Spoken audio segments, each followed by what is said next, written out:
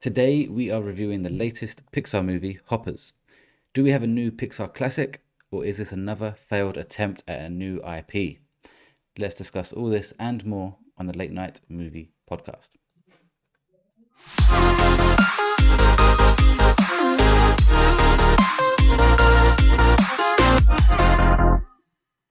Welcome back to the Late Night Movie Podcast. I'm your host, Welchy, and joining me tonight, as always, is Mr. Pop Figures himself, Andy. What's going on, guys? Happy to be back. I haven't seen Hoppers myself, but yeah, excited to see what Stephen thinks about it. And hopefully over the next week or two, I'll have the chance to watch it. And also Mr. 10 out of 10, Stephen. Still really bugs me that the Resident Horror Experts dropped a 10 out of 10, but I'm really not helping myself. Yes, hello guys, lovely to be back. And yeah, I'm actually really excited to talk about Hoppers, so it should be a good review. And we'll see if you're going to live up to your name and produce another 10 out of 10. I haven't been in years. Yeah, I feel like you've chosen a good episode to call them that. Yeah. Yeah, and welcome back, Stephen. You wasn't on this last week at all. Yes, no.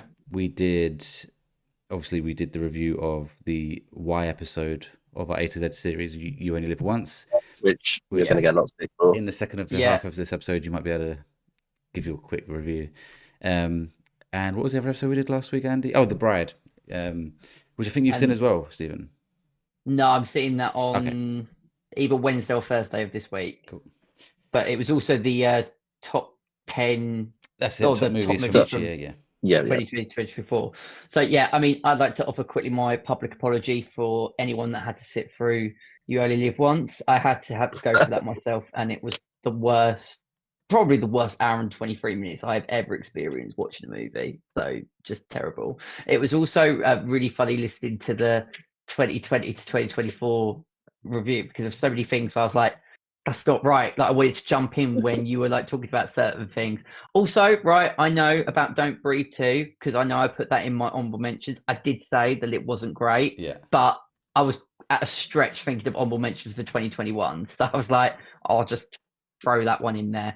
But it was like at the very bottom of the list. I think that's the only things in my head. I was like, I wish I was there to counter. I think there might have been other bits as I was working going, no.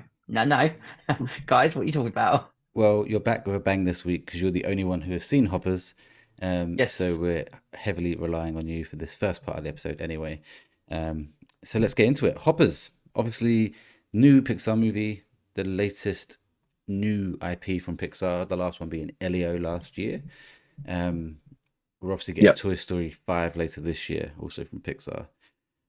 So are they going to have a good year? We'll see. We'll see how well this one's done. I think we can all assume Toy Story 5 would do well at least. Even if it doesn't do critically well, it's going to sell well. Budget for Hoppers. Does anyone know what it was? I haven't seen anything on it, but 40 million? I'll go 50. Okay. Way off. Is it a lot more? Yeah. According to my source, 150 million.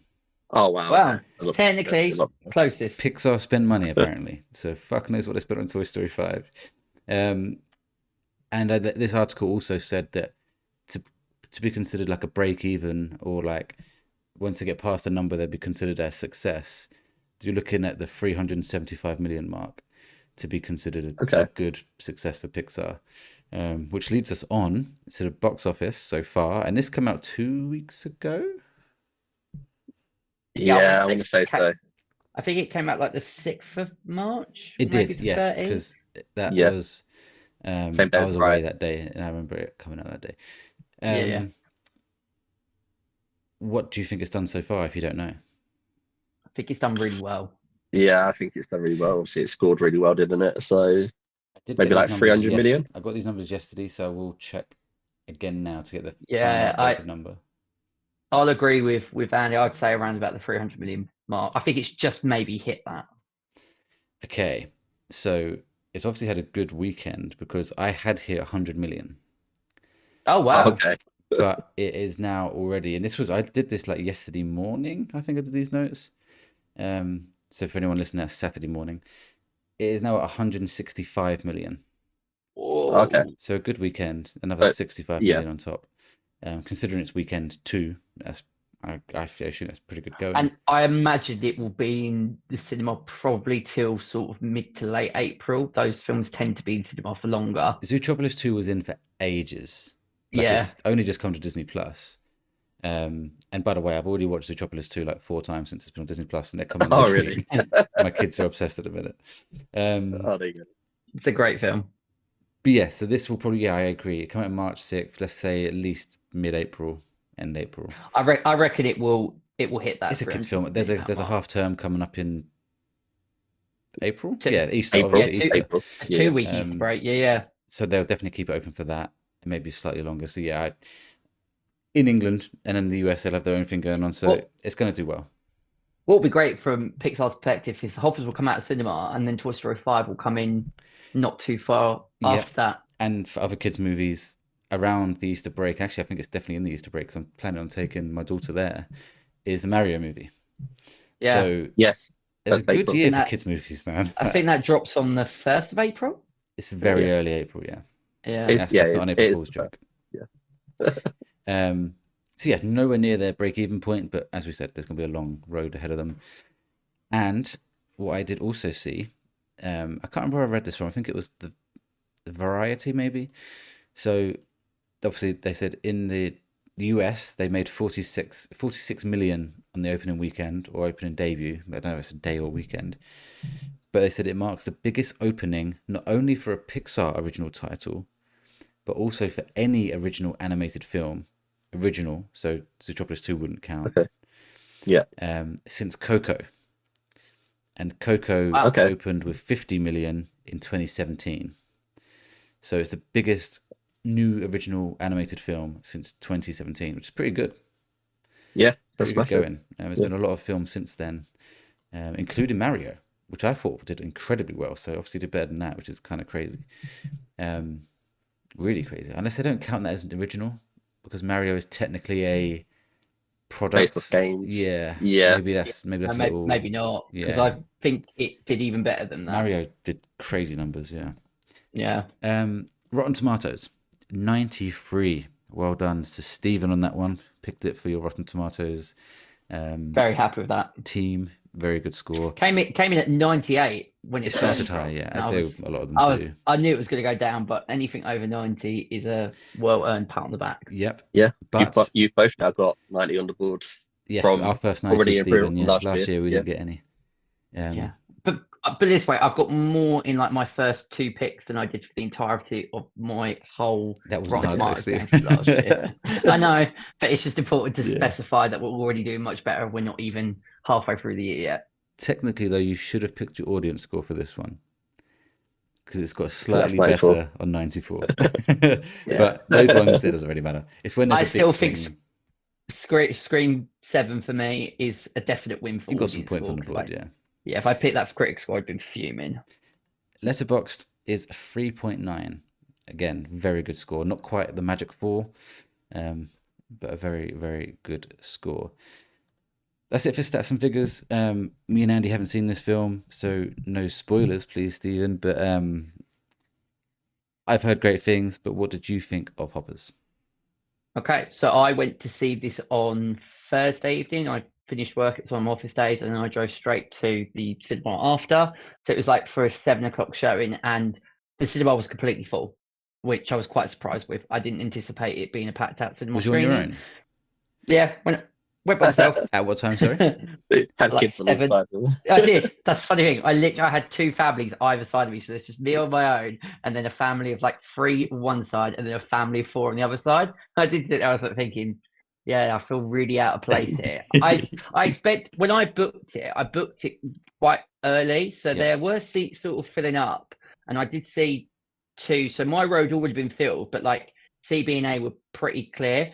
And then during the day at work, I thought I'll just have a quick look to see maybe sometimes a space opens up so I can book away from people, because if I can get away with not sitting near people, then Yeah. that's great. But I went onto it and like the entire cinema was booked. I was like, really? For a 7 o'clock showing? Okay, yeah. So it's quite rare to go to a later screening these days and have a completely packed out cinema. And I imagine that's because of just the hype around the film. Are people going multiple times to watch it? New York people obviously going to see the film. But I mean, we came out at 9, so there was this kind of, as I'm getting older, thinking, is that a bit too late to like? There was like 4 or 5 year olds in the cinema, but I don't know. I'm not there to judge parents' Yeah. decision when to take their child, but it was a bit of a surprise. You wouldn't anticipate that for Not the such a 7 o'clock late screening showing. in No, the day. I personally No, wouldn't do it. no. So yeah, went to see it by myself, and so like for me with Pixar movies, I've not seen a number of the more recent ones. Like what was it, Coco Elio. and the other Elio? I Elemental. haven't. No, I haven't Elemental, seen yeah. that. No. So like I've seen obviously both Inside Out movies, but like I think of Pixar as like your Toy Story, your Bugs Life, your Monsters Inc., your Finding Nemo's, Ratatouille's, Wally, that kind of stuff. Yeah. And I always think like what you want from a Pixar movie is likable characters, lots of humorous moments. You want that emotional pull, and you want a really good story that delivers a great message. I'm pleased to confirm that Hoppers ticks every single one of these boxes. It is the best Pixar movie that I have seen since Inside Out 2 and maybe Ratatouille. I'm really glad you said It, since, because yeah. for a second there I was like, "Whoa, is that good?" Yeah, no. This is better than Toy Story. No, absolutely not. So I was actually having a discussion with this with my one of my other friends, and he gave me like a top 10 Pixar movie list that he had, and he had like Toy Story 1 and 2 at like 3 and 4, and I did respond going, there is no way if for me my list would have Those the Toy two. Story movies at the very We top. did our one, didn't we? We did. Do Yeah. you I can't reckon? actually Do you reckon Hoppers would creep into that? did Obviously, we have after like we've seen it. did we have like sort of those ones that we mentioned, the more recent ones in that list? I can't remember exactly Not what we in our had. list. I doubt it. Yeah, I In the very much list we doubt it. compared it to, I think Luca was there. Some others. But remember, they had like Monsters University, not Monsters Inc. Yeah, They had Toy Story 3, which is my choice, not the other yeah. ones. They picked like one per franchise, I think. I mean, obviously, I can't compare it to some of the other Pixar movies that I've not seen. Obviously, it's Yeah. up to what you two guys think. But I would be stunned if you come out of Hoppers and you don't think that this is like Pixar back to its absolute best. It was just just a movie on its own. It just hit the mark. Obviously, I won't delve into any sort of spoilers. And actually, I think the less you know about Hoppers, the better it is. Yeah. So, like, my family saw the trailer to Hoppers, and they were like, "Oh, this looks like really stupid." And then I came home, and they were like, "How was it?" And I said it was amazing. And then I was about to tell them everything about the movie. And they were, "Oh no, we're now going to watch it this plus." So now that I've said that it's amazing, they're going to go and watch it. I suppose in a way I can see why people are referring it to sort of a rip-off on Avatar. I mean, this is so much more fun than Fire and Ash by some way. So, like, you will have a much better time I like than Fire and Ash. you did for Avatar Fire and Ash. Yeah. Well, I think they take the mic. Well, not take the mic, but I think they reference Avatar in the trailer, don't they? They do in a trailer. Do they do it in a movie? I'm guessing they do. What bit in the trailer did they reference it? When they're Where- showing them the technology, she says, so it's Yeah. basically like Avatar. Oh, yeah, they do. Sorry, I couldn't. It's been a few days since I've watched that. Since I've seen Hoppers, so yeah, they do. I thought maybe she said something along the lines of that. It's basically like Pandora, but she might say Avatar, so something along those lines in that room. It was really funny. So Dave Franco is one of the voices in the film, and like I love it in a Pixar movie where you kind of sit there and you think, I recognize that voice. Yeah. Who is that voice? And then my brain went, oh shit, that's Dave Franco. Yeah.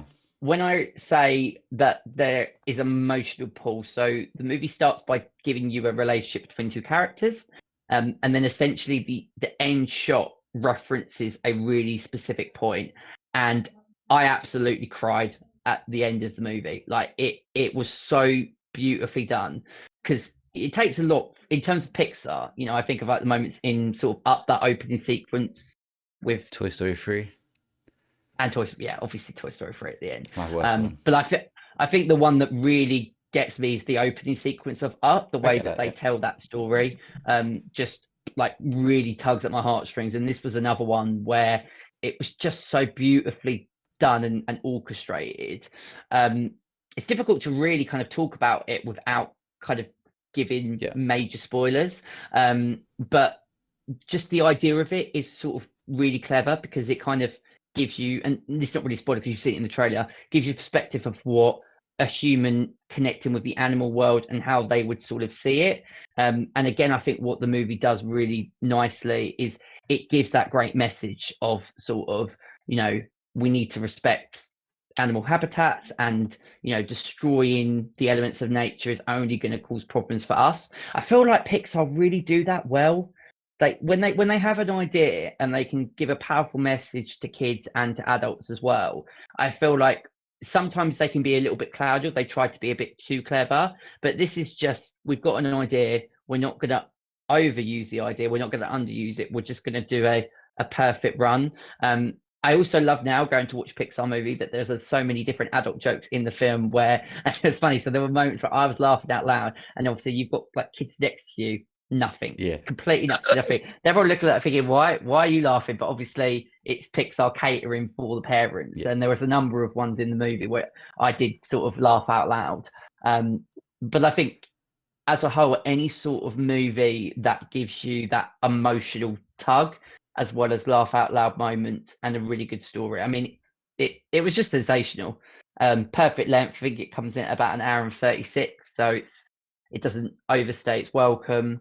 It'd be great to talk about once you both have seen it, to go into the more details of the story, but I think the less you know about it, the better. So just go in, switch your mind off, and I think you'll have an absolute blast with this film. I've been having a quick look at the cast. There's an actor called Eduardo Franco, who, if you cast your minds back to Stranger Things season 4, he's the guy who's like the guy who's always high in the pizza van.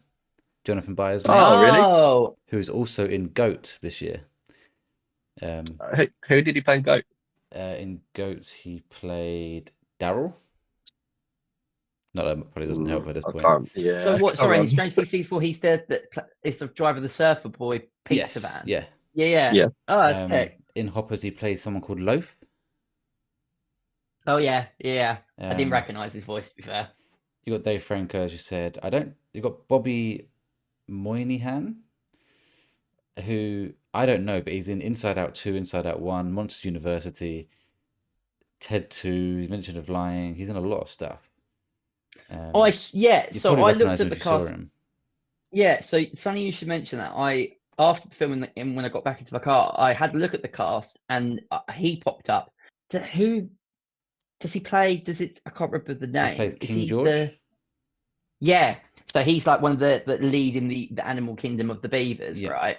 And I recognised his voice, but then I was like, I don't remember, like in Ted 2, exactly who he sort of was, but then realised that he's been in a shit ton of movies and TV shows that I'm just like, really? Because it's one of those things where like the lead character in Hoppers, her voice was so familiar, but I couldn't recognise her in any of her other notable bits of work. Yeah, she hasn't done much. But her voice is very distinctive, where I was thinking it was sort of like, I didn't think it was going to be, but I was like, you sound a bit like a Maya Hawke or that kind of female voice where you're like so recognisable. So that's part of the fun of when you're watching these animated films of like, who are you? It's like, we've got Invincible coming up, and the amount of times where like, thank God Prime have that thing of it, when you press pause, it tells you the actors that are on screen. Invincible's this fucking week. Yeah. Oh my Invincible God, week. what a time to be alive. Invincible week in the cup final. About the game. I was like, that's the end of April, but then I was like, no, I'm buzzing for it on Wednesday, Thursday. But yeah, like just going back to it, it's one of those films where you come out and you just feel sort of really good. And I can't remember the last Pixar movie, maybe since probably Inside Out 2, where I came out and I was just so like happy and moved, and it just tugged at all different of my emotions. So that's quite ironic when you talk about Inside Out 2 in terms of tugging at different emotions.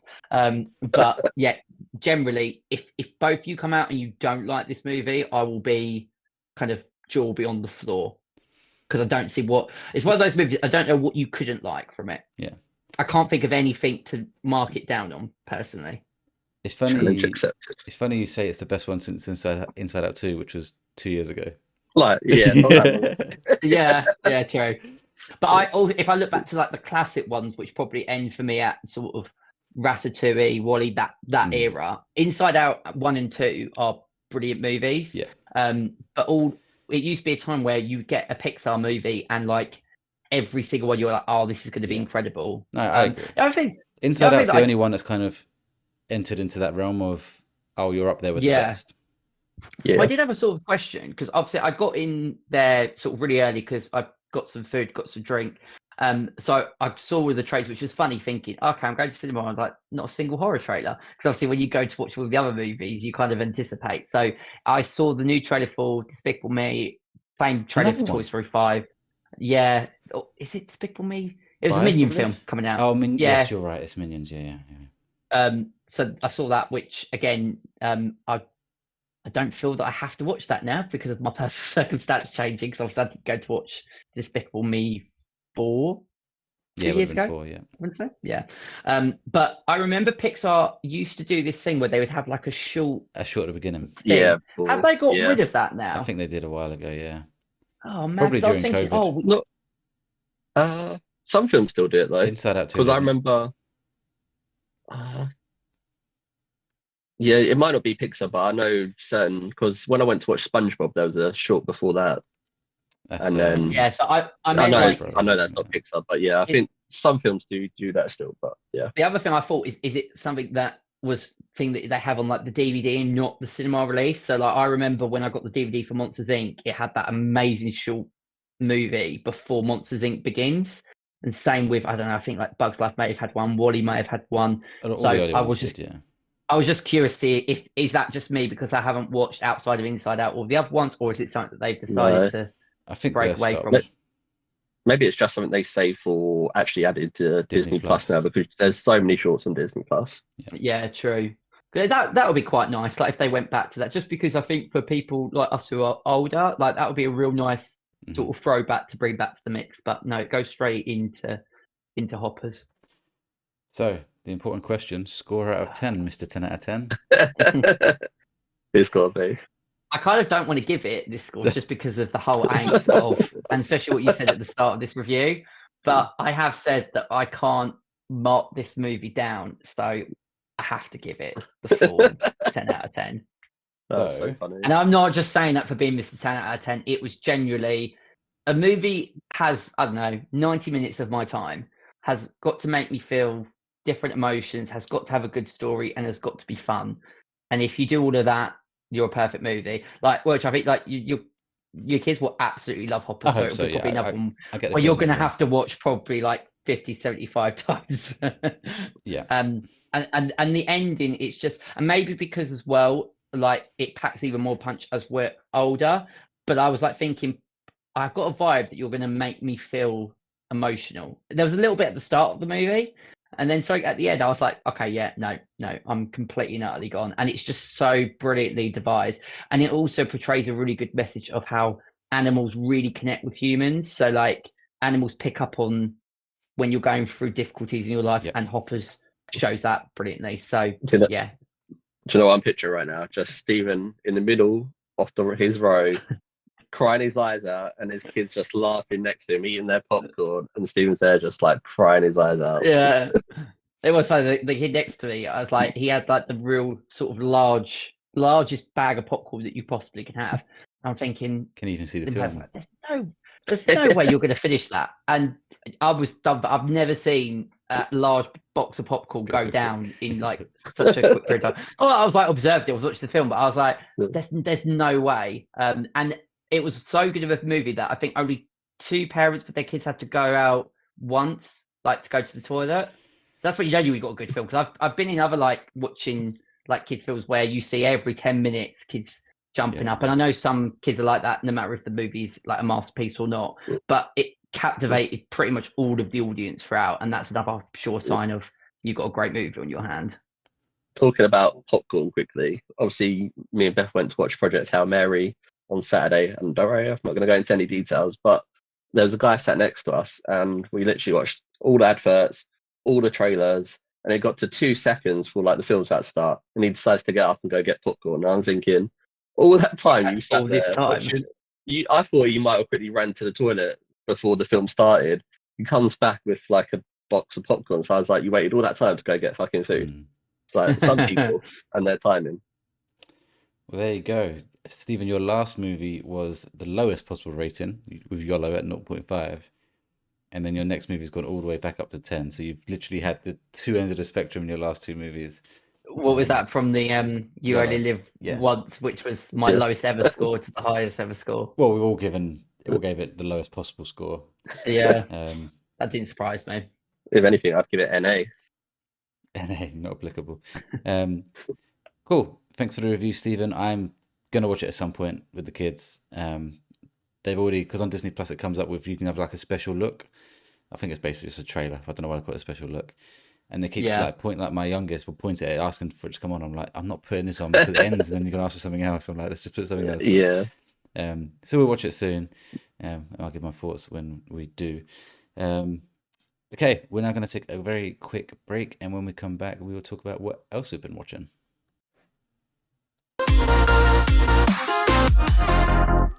Welcome back to the Late Night Movie Podcast. Stephen has just reviewed Hoppers and gave it a whopping 10 out of 10. We're now going to talk about what else we've been watching, including TV shows and a lot of movies, which a lot of them will just be quick scores because we don't have all the time, but we want to get as many of them out as we can. Andy, we're going to give Stephen a break after reviewing Hoppers. We're both watching a little show called Paradise. Yes. For those that have been around, might remember that, I don't know what time of this, sometime last year, we did a mini review of season 1 and told everyone how good it was, to go into it without knowing anything, because there's like a big twist straight away, and it's like, oh, it's that kind of show. And it was fantastic. Season 1 is one of those fantastic seasons where you're thinking, I'm worried about season 2 because I don't know where they're going with this. Like, the whole concept of season 1 is a concept, and then after that it's like, now what?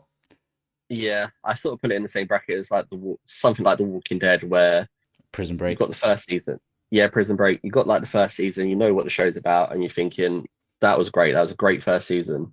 But as these TV shows go on and on and on, they start to get repetitive. Yeah. So I was a bit worried what direction I was going to go with season 2. Yeah, me too. But yeah, excited to talk about it now. Yeah, obviously we're going to review it fully in 2 to 3 weeks. I think there's been 5 episodes. Yeah, 5 so far, 3 which to means go. there's 3 left. So we'll be reviewing it in 3 weeks. So we won't go into full reviews or whatnot. But as a general opinion, I think this season's better than season 1. I'm loving it. I am mind blown by how good it is. Like, Stephen, I promise you, this show is. I'm not saying it's up there with Invincible yet for me. Like, we're not there yet. But and it's obviously a very different thing. But it is phenomenal. The acting in this is just phenomenal, first of all. But the places they're going, I just did not see coming.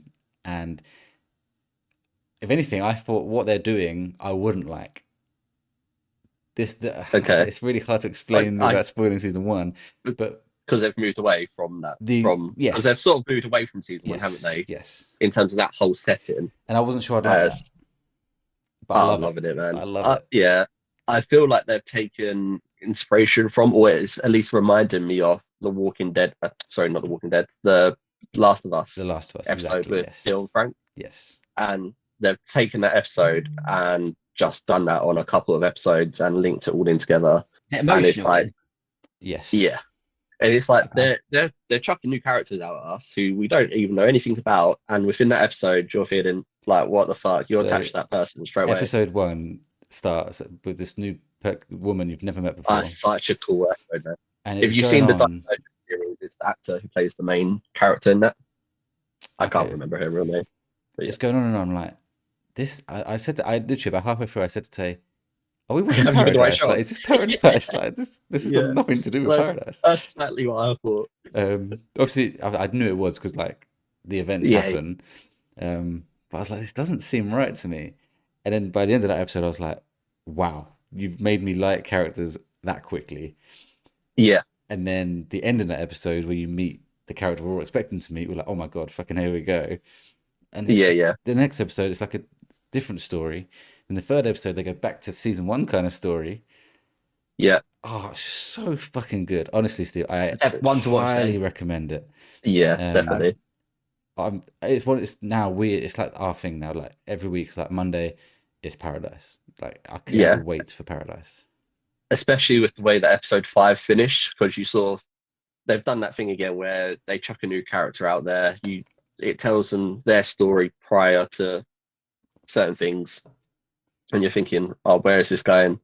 And then like the way it links all those stories in together, and then obviously the way that episode 5 ends, you're thinking, oh fucking hell, what's this person going to do now? Like you obviously find out something about them, which isn't a good thing. So you're thinking episode 6 got to be a banger. But what they could do if episode 6 is completely go to another part of the story now. Yeah, they could make you wait, but I have no doubt that I'll still enjoy the next episode. It wouldn't surprise me if we go back to Sinatra or something. Yeah, potentially. But they're doing that so well. Like, I'm not hating the direction that they're taking at all. I am impressed by it. Like, the way they're keeping us in. And it's one of those things, Stephen, where this person is looking for someone. And you could easily think, oh my God, we're never going to fucking find this person. But it's not like that, because it's just done so well. And I think he's going to meet this person this season. I think they might get out to season 3, but it won't feel like a drag though. It will feel like everything is explained incredibly well. It all makes sense, and just the way they introduce you to these characters is phenomenal in my mind. Like, I can't. And the way they do the flashbacks as well. The flashbacks are like adding so much more to the story. I almost prefer the flashbacks are so good. I like seeing how this event unfolds in different places. Yeah, it's what I want more on The Last of Us. It's what I want more on The Walking Dead. I want to see definitely these life-changing events happen in different cities and different people and different scenarios. I love seeing all that shit. And it's done. It's like perfect. I said, like if The Last of Us done that Bill and Frank episode more throughout The Last of Us, we probably would have been hit more emotionally. And I feel like Paradise have realized, and they might not have even looked at The Last of Us, but I feel like they've looked at that episode, seen how much people enjoyed it, and then just taken that and used it in the second series. So and so far it's paying off. Like that whole first episode where it's based, and like that whole tour bit, obviously I won't go into too much details, but that person who gives the tours, that environment is such a cool setting. Cool idea. Anyway, I'm honestly loving it so much. It's really cool because you then remember that the main character has his wife, I think, loved that person where they're staying. So it's like it all connects. It's so good. That is a high compliment, because I remember that Last of Us episode with Bill and Frank just absolutely, like, it felt like a punch in the gut, but about 6 times. So if you say that it does that, but on a longer basis, it feels like just have a big box of tissues next to you. Episode 4 of this season, it was hard to watch, put it that way. Okay. Like episode 4 with the girl again, was it? Yeah, the thing that happens, I was like, this is horrible and sad, but hard to watch. It was because it gut wrenching. It's tricky to like it's tricky to say certain things, because if you start to talk about it too much, you then sort of start to give things away about the plot and stuff. But I always think the best dramas are the ones that do sort of like rip your guts out and make you sort of bleed, and the more harder it is, the more invested you are. I think of like my top 5 TV shows have all got that element, either at one point or in multiple points. So I'll add it to my list. I'm shocking in keeping up with TV series, but it will be one that I'll start watching for sure. It's sort of a bit like Weapons as well, the way that they show, obviously in TV show format, where they show like the perspectives of like 5 from different POVs. So it's sort of like that, but expanded a bit further with like delving a bit more into stories of those characters. Like the way I think episode 1 starts is a certain character just on the floor, and you're thinking, how the hell did they get there? What happened? And then it flashes to the girl's story, right? Welchy? I can't remember which. No, that happened at the end of season 1 when he's on the floor. Yeah, but you see, but then obviously, and then it tells her story, and then you sort of see her approaching him, don't you? And then it flashes back to how he got in episode 2. Yes, yeah. So just the way they like show part of it, and you're thinking, okay, what the fuck's happened here? And then it flashes back in the next episode, and then next episode jumps to another bit, and it's like you don't think jumping around so much would pay off so well, but it does. Yeah. And It sounds like it's must right up my street, to be fair. It is. And it's not even one of those ones where you got to, because season 2 is better. You agree, Andy? Yeah. So far, I'm agreeing. Yeah. But it's not even one of those ones where it's like, oh, stick with it because season 2's where it's like, no, season 1 No, was fucking season one's amazing. good. Yeah. It's just, I'm Yeah. so surprised by how they've actually Yeah. somehow elevated it. It's incredible. They've Yeah. switched. Yeah, they've switched out like crazy. And yeah, if you watch season 1 and like season 2 separately, you'd think they're like almost different TV shows on Yeah. the whole direction that they've gone with season 2. And I just hope, obviously, what I saw before is that they said season 3 was going to be the final season. I don't know if there's any truth to that, but if I they've hope got it like is. a, In terms, obviously, I don't so do I. because I love it, but that means they've got a vision and it's all planned out, Yeah, and they're and going to they're gonna execute stick it, to and it's going to be great. Yeah, I hate obviously shows like The Walking Dead where they've got like 10, Too 11 long. seasons. Yeah. You get to a certain season, you get bored of it. They've got a vision in their head. If they stick to it, and that pays off with just 3 seasons, and we love the entire show, I'll be happy. Yeah. Agreed. So we'll give a full review of that in about 3 weeks' time. Hopefully, we're not coming back saying they fucking dropped the ball with this shit. Yeah, I very much doubt it. I very much doubt it as well. Stephen, you've got about 6 movies to give scores to at least. Yeah. And then we'll go and talk into depth on one of them. But do you want to quickly just chuck the scores out? Yeah. So I saw this thing on. This must have been back in like January now. But that was a solid 7 out of 10 for me. This is the Bradley Cooper one? Yes. Yeah. Based on the life of John Bishop. That's right. Yeah. So enjoyable, decent film. Then we go on to Crime 101, which both me and Andy were in the same screening watching. That for me is an 8 out of 10. Very, very solid piece of work. Before you move on, Andy. Yeah, I've marked it the same on Letterboxd. I think I gave it a 4 out of 5. Yeah. Cool. Steve, and then we move on to How to Make a Killing, which again, another one that both me and Andy were in the same screening and watching. I feel like we are going to be a little bit different in terms of score. So I gave this a 7 out of 10.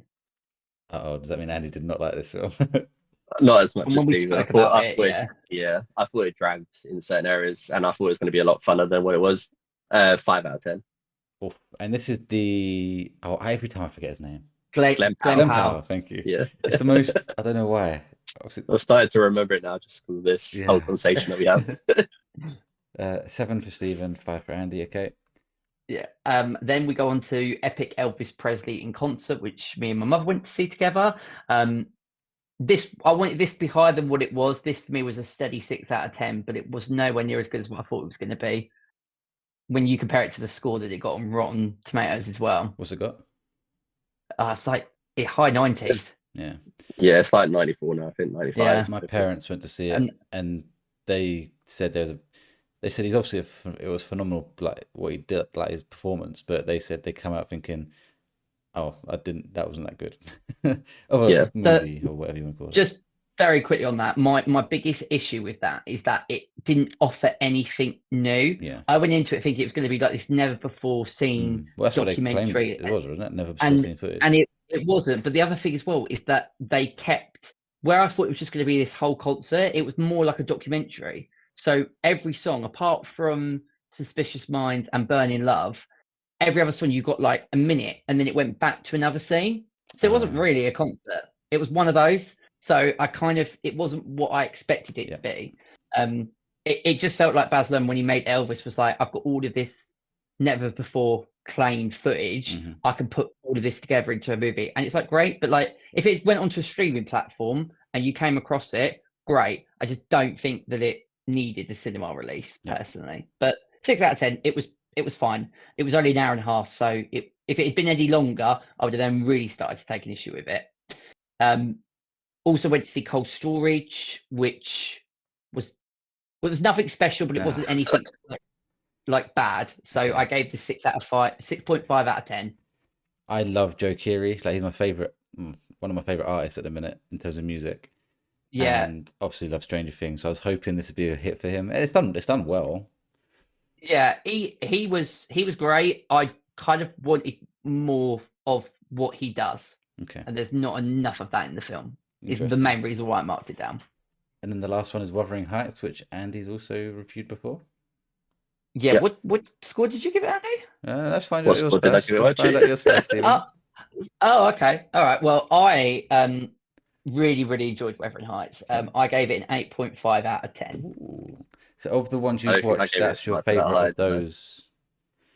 Yeah. Okay. Yeah. Andy gave it a Really 3. enjoyed it. No, I didn't. No, you Did didn't. I? No, you gave it a 7. No, No, I yeah, was gonna say, I'd say it. I went into it sort of I'm thinking no, it wasn't that low, surely. you're Um, gaslighting me then. I was like, I I'm pretty sure I didn't mind it. I went into it sort of kind of expected it to be good, but I realised and recognised that I love Emerald Fennell's style. I thought Margaret Robbie and Jacob Elordi were like brilliant. Like you absolutely summarised it perfectly, Andy, in your review. I went back to listen to your review after watching it when you said like they're not likable people in any shape or form. Like they Yeah. are cowardly and they will do whatever they can to feed their own ambition. And also like Margot Robbie could be quite horrible for not really any apparent reason, but she knows what she's saying with her words are going to cause pain and anguish. But by the end of it, it is so sad.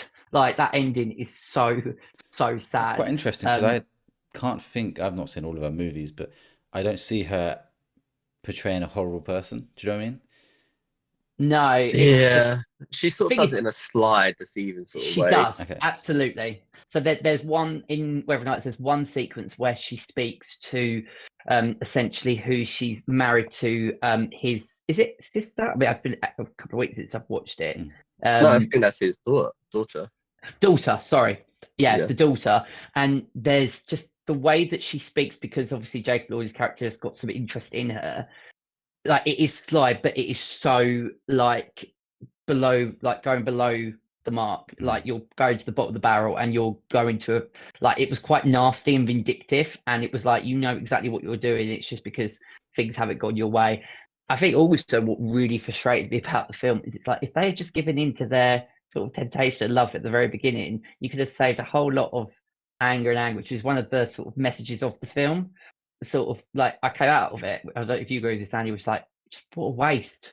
Like what a waste of that whole experience. I get sort of the time frame that it was in. It was easily said than done, but I think that's kind of one of the messages it's trying to portray. Like if you can spot true love and you want to be with someone, just I don't think so. Because it's at that time, it's like forbidden. Like he was I a get it, servant.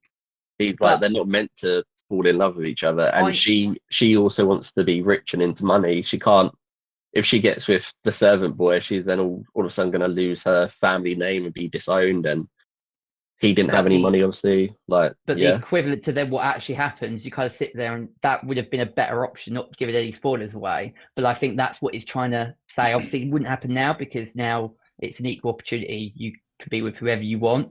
But I did find that both me and my mother, when we went to watch it, we were having this conversation, just thinking that, you know, follow your heart. And if you don't, yeah. that's when normally It's yeah. terrible things are going to happen. You can potentially look at it between choosing Mm, money, choosing wealth or fame over choosing yeah, love. Like yeah. they're picking one The basically. the other thing I would also say, I've seen like Martin Clunes in a number of things. Like obviously, I love him in Doc Martin, which I used to watch all the time when I was a kid. I've never seen Martin Clunes act in the way that he acts in Wuthering Heights. So that the character he plays, I was like, my mother did break the code of conduct and turned to me. She was like, "Is that Doc Martin?" And I was like, "Yeah, it's Martin Clunes." Like his performance is like incredible in terms of because he's in another movie recently at the moment. I think Yeah, I was going to say I've with seen his name on a cast with like list recently. with James Buckley, I think. I think it's like the movie that's come Oh out yeah, for Mother's essentially Pride. Mother's I'm Day. looking Yeah, at. Mother's Yeah, Pride. So yeah. he's kind of doing a lot in the movie front at the moment. But yeah, I still think that it wasn't as sort of shocking as sort of Saltburn, which I kind of went into every night thinking that there was going to be some real sort of risque moments, and there wasn't really. Like when my sister went to watch it, she came out and said there was like I was thinking, were there? I don't recall was there any like it was It's quite tame free. tame. Whether Yeah, yeah, it's tame to whether that compared to like stuff you see happen in real life now. Like, yeah, and also some of the stuff that you see in Saltburn, like it is incredibly tame to some of the stuff that I still remember from that movie. But yeah, like it was a really strong piece of work. I do understand how some people came out and didn't enjoy it, but I think it's strong and it's a solid film, so definitely one that I'd recommend to people. You also didn't watch this on Valentine's weekend because I think that was the issue that most people were stating. Yeah, I remember that. Yeah, it absolutely. If you're as a couple going to watching that because it's a lovely film that binds people together, no, absolutely not. It's not. It is not a love story. Well, it is. It is a love story, but it's not a happy Not a one nice in any one, yeah, shape yeah, or yeah. form. No. So they did sort of maybe release it at the wrong time. Finally on it, Charlie XCX's song "Chains of Love." I was listening to it even before it came to Weathering Heights because she wrote it specifically for that film. It was one that came on like my YouTube playlist of like suggested for you. I was like, oh, this is a great song. The thing when that comes up, like just the hairs on the back of my neck stood up. It was so brilliantly done because it's one of those where that song shouldn't fit the time frame and the movie, but absolutely does. So I thought that was a really nice moment. Cool. Well, that's going to do it for today. Andy, I know you've watched that documentary, but we have to do that one maybe next time. Yeah. But yeah, that's it for this week's episode of the Late Night Movie Podcast. Let us know what you thought of Hoppers, or if you've been watching Paradise or any of the movies Stephen's been talking about. Let us know. Drop your thoughts in the comments or tag us on socials at the Late Night Pods. We'd love to hear from you. You can also join our Discord using the link in the description so you can get your thoughts in before the episode airs. If you enjoyed the episode, please make sure to follow and subscribe wherever you are listening. And if you're watching on YouTube, hit the like button, subscribe, and ring the bell so you don't miss the next episode. Speaking of which, next time we are completing our A to Z movie series as we review 0 Dark 30. You won't want to miss it because we're also going to be announcing our next project, series, whatever you want to call it. Until then, thank you for hanging out with us tonight. I have been your host, Welchy, and I've been joined by my co-hosts, Andy. Yeah, thank you as always, guys. I think Stephen should hop away on camera for this ending. And Stephen, top that one. Yeah, that's not going to be happening, but I like the joke. Yeah, it's been a pleasure. We should start doing doing Simpsons themed like Entrances outros. and outros, yeah. Yeah. But yeah, been a pleasure as always. Looking forward to ending the 80s of the movie reviews. Thank you all for listening, and we will see you next time.